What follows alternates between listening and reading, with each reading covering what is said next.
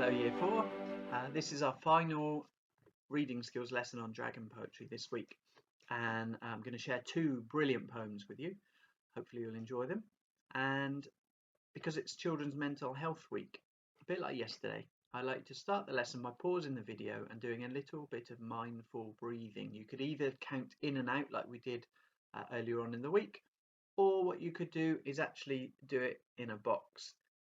Draw in the box with your finger. So you breathe in, 2, 3, 4, and out, 2, 3, 4. Breathe in, 2, 3, 4. Breathe out, 2, 3, 4. And that helps you to just focus on your breathing, forget everything else in the world, and just enjoy that sensation of breathing calmly and quietly. And you could even experiment with doing different shapes. Maybe you want to do a circle when you breathe in and then go back around the circle to breathe out. Completely up to you. After you've done a little bit of mindfulness, unpause the video and then we'll get going.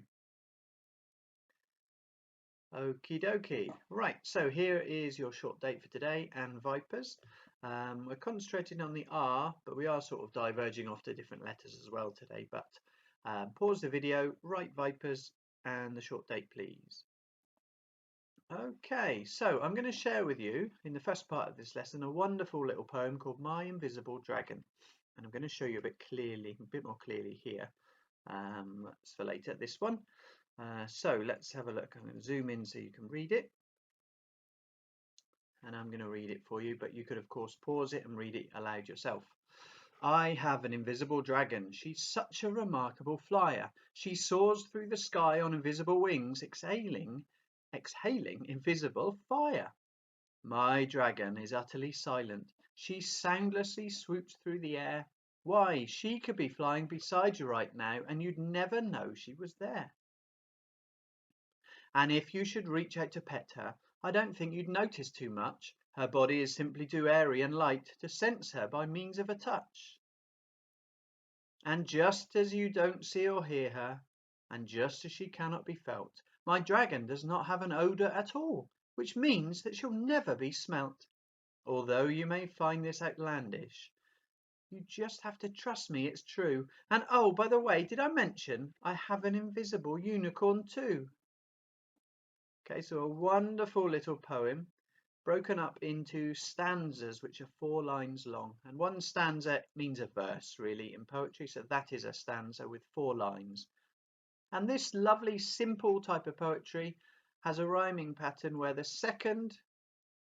end of the second line and the end of the 4th line, they rhyme. So flyer, fire, and air, there, much, touch, felt, smelt, true, too.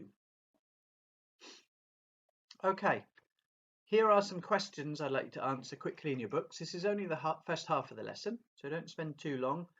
Pause the video to see the questions. You can rewind a little bit if you want to see the poem again, and unpause, ready for me to show the answers after you're done. Okay, well done everybody. Here are the answers. You can quickly tick them off. And of course, number 5, any answer is correct, because who knows if dragons are real or ever have been. Maybe they are. Right, well done everyone. So on to the next part of the lesson. Now, earlier in this week, if you've been listening to us read you How to Train Your Dragon, you will have heard chapter 15 and 16 read by my dad, Mr. Smith Sr., another teacher, and he read it to you. And he fell asleep that night after filming, and he dreamt about dragons and ended up waking up at 4 o'clock in the morning and writing a poem. And it just so turns out the poem is exactly the same style as the Invisible Dragon poem I've just read you. So let's have a little look at Mr. Smith's poem, which is called Last Night. And he wrote this. Last night I dreamt I was a boy, aged 8 or slightly older. The place I lived was just like here, but definitely colder. I wore a hat with pointed horns and furs which I was liking. And then I worked out who I was. That's right, I was a Viking. There were no cars or bikes or planes. Instead, I drove a wagon. But this was not pulled by a horse. Instead, it was a dragon. Last night I dreamt I was a boy, aged 8 or slightly older. Tonight, I'll write down all my dreams and keep them in a folder. So what a lovely poem by my dad, Mr. Smith Senior. And the second part of your challenge, of course, in fact, what I'm going to do before we go on to that, let me just find it. I'm just going to show you the whole poem. So if you wanted to pause and have a go at reading it yourself, you can. Let me just make sure you can see every stanza. There we go. Okay, so that's his poem. Nice and simple, the same format, 4 lines in a stanza. And it's the end of the second line and the end of the 4th line that rhyme. So your last and final task of this lesson and of this week of dragon poetry is this. Try to write your own dragon poem. Maybe use some of the skills we learned earlier this week, like kennings. Focus on the rhyme, think about dragons and Vikings, and try your best to write your own poem. And your teachers would love to see them. Even more than that, they love to see a video of you reading them out loud. So good luck, have a go, enjoy it, maybe work with someone else at home, and please do send us what you come up with.